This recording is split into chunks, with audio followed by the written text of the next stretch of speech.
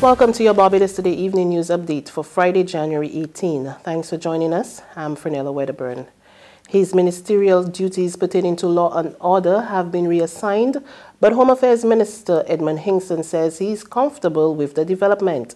It was late yesterday that the Royal Barbados Police Force, the Forensic Services Centre, the Criminal Justice Research Unit, and the Police Complaints Authority were removed from Hinkson's portfolio and shifted to that of Attorney General Dale Marshall. Hinkson has defended the decision, saying overseeing all those critical areas had been a challenge.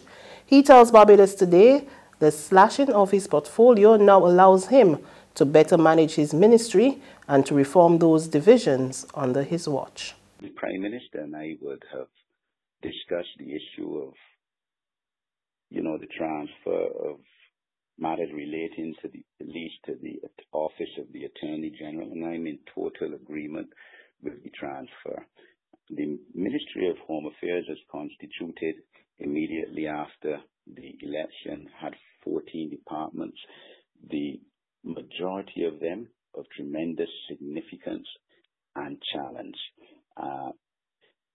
You would recall, of course, too, that I am the only minister in the ministry, unlike some other ministries that have two ministers or a parliamentary secretary. The Ministry of Home Affairs still has about 9 departments under it, many in need of policy and legislative reform.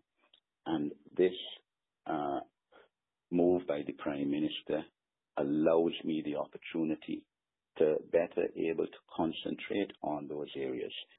Barbados has its first jurist on the panel of judges at the Caribbean Court of Justice. He is former appeals court judge Andrew Burgess. Governor General Dame Sandra Mason administered the oath of office on Justice Burgess earlier today at Government House. He told those at the ceremony it was an honor and privilege sitting as an appeals court judge for the last 8 years in the Barbados Supreme Court. Justice Burgess says he's looking forward to fulfilling the obligations set out by the region's highest court. I've taken the oath this morning in the firm belief that the vision of the CCJ mirrors my lifelong career and that the experiences which I have been fortunate to gain in pursuing my career vision will assist me in attempting to further each and every aspiration enunciated in the vision statement of the CCJ.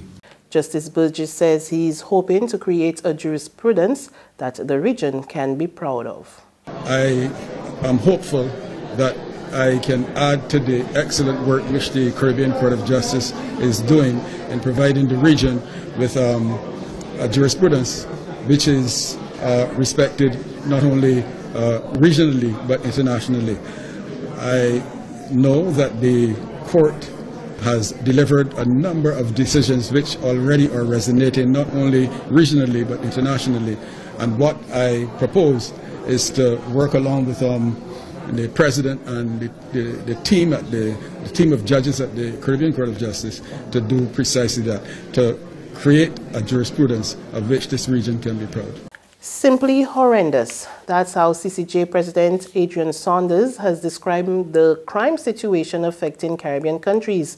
He spoke on the worrying issue today following the swearing-in ceremony at Government House. Sadly to say, 100,000 Caribbean countries feature very prominently in the top 25, in the worst 25 countries.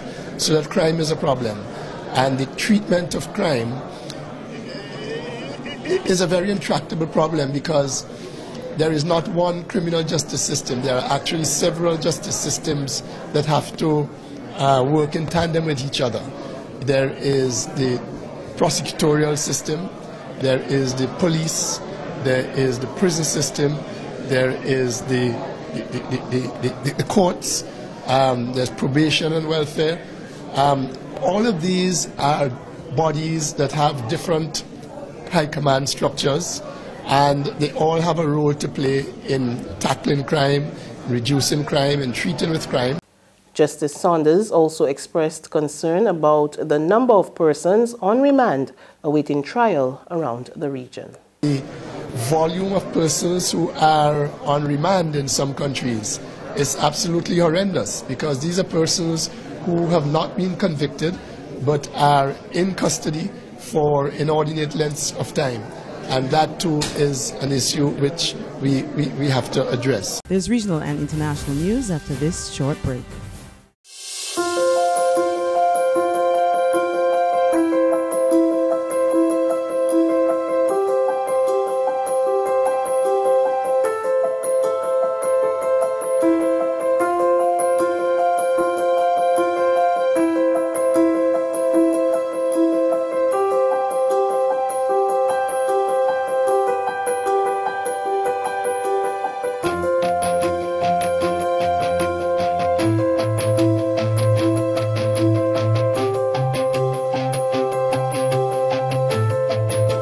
Barbados Today, news you can trust.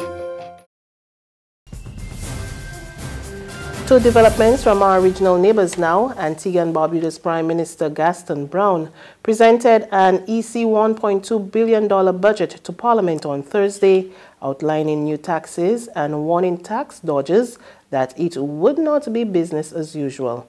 Among the new measures is a tax on sugary beverages, which will be implemented this year. The expectation is that the tax will help to reduce the consumption of sugary beverages and encourage our people to make healthier choices. Importantly, Mr. Speaker, this will be a revenue-neutral tax. So in other words, the taxes we collect from the sugary beverages will be utilized to reduce the prices of healthier foods. That is the responsible thing to do because we care. And finally, the White House says U.S. President Donald Trump is to meet North Korean leader Kim Jong-un for a second summit by the end of February. More in this Reuters TV report.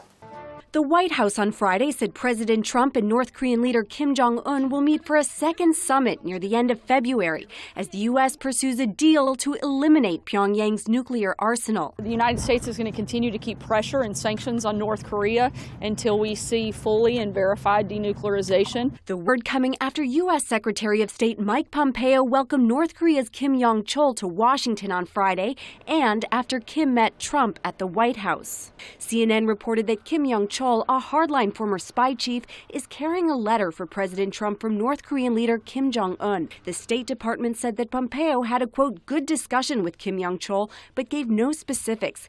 The North Korean nuclear envoy could have his work cut out for him. He arrived in the U.S. on the same day that Trump unveiled a revamped missile defense strategy, which called North Korea a, quote, extraordinary threat. Trump held his first summit with Kim in Singapore 7 months ago. And that's news, but for the very latest, visit our website at www.barbadostoday.bb. You can also subscribe to our e-paper, email updates, or like us on Facebook, and sign up for our breaking news alerts via WhatsApp. We're also on Izumi Media and Bus Terminals, as well as Screenplay at supermarkets and gas stations near you. And you can also hear us on Mix 96.9 FM and Capital Media HD 99.3 FM. I'm Fernella Wedderburn. Good evening.